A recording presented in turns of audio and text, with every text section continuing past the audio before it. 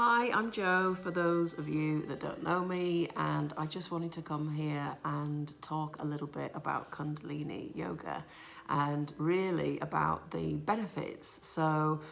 I've been practicing Kundalini for about 6 years now, 6 or 7 years, and it's one of those types of things that will just tends to appear in your life when you really need it.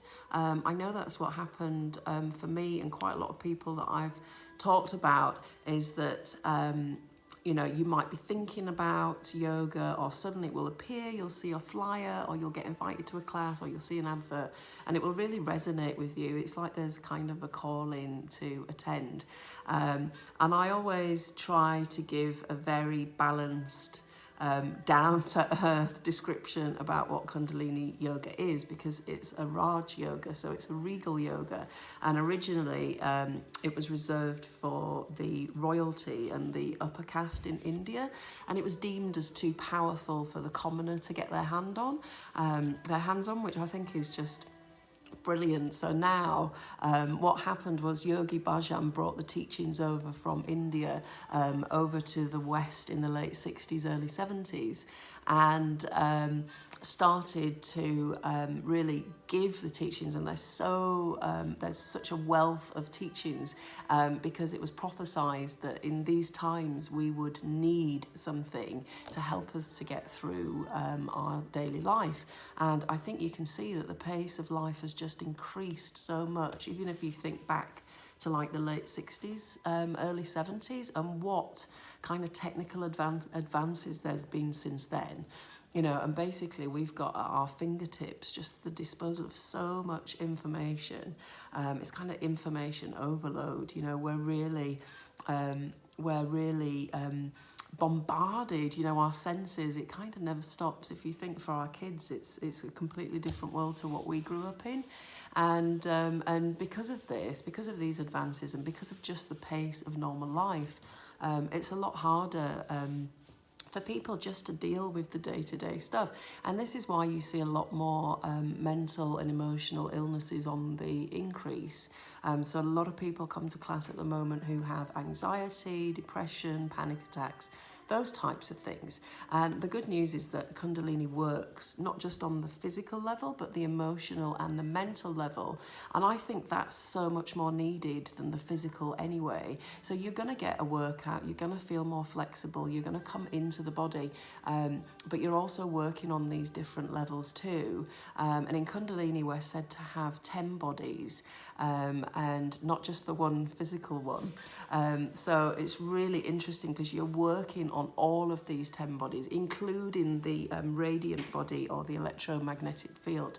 And this is where, one of the teachings of Kundalini talks about how you don't chase success or you don't chase prosperity. You work on yourself and you work on your aura, on your electromagnetic field. And then you build this radiance so that the opportunities and the people and the things that you need in your life will come to you, and they will come quite effortlessly. It's very different to what we've been taught, that we need to work hard and go after things. But really, if we work on this, on our magnetism and our radiant body, we can just attract everything that we need to us. And it's a technology. It really is a technology to help with the times. And it's really fast acting. It's said to take 22 years of hatha practice to be able to experience this kind of Kundalini energy, this Kundalini rising, that you can get from maybe just even one class.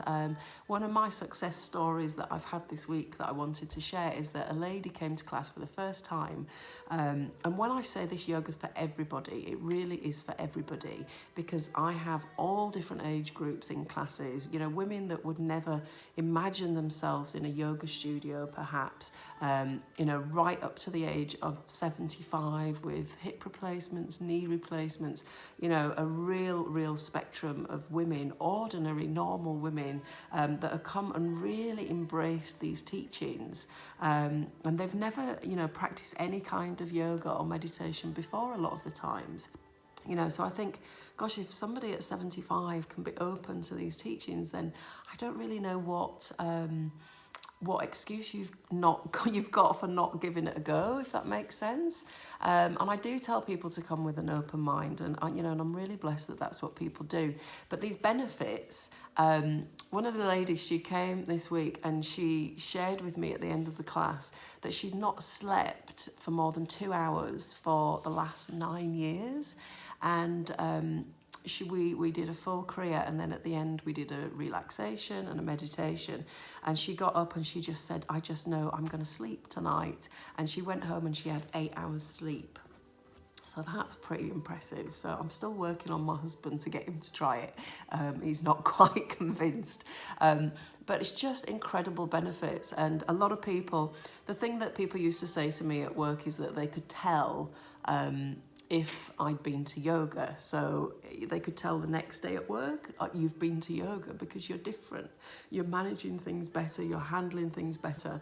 And, this is the beauty of it. It becomes kind of like a lifeline, and you're a much better human with yoga, and you deal with life just that much, that much more easier with the yoga than without it. So there's loads more benefits that we've had in this short time of teaching that I'd love to share with you. So if you're interested, then make a comment below, and I'll share a lot more about the teaching and the practice, and particularly some really good meditations. Okay, so thank you, Satnam.